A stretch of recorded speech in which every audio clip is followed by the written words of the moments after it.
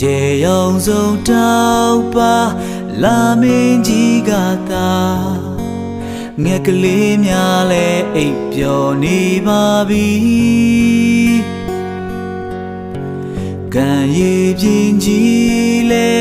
ငြိမ်သက်တိတ်ဆိတ်စွာ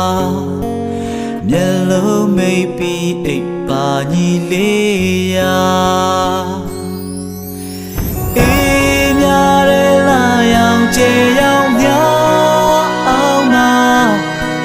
လာပါရဲ့ဒီကပြားတွေတီးဆိုရဲ့ချောသိမ်းမှာလောကရဲ့ဥယေမာယာများချမှာတော့ကများပြီးဖေကငြိမ်တဲ့အိမ်လိုက်ပါ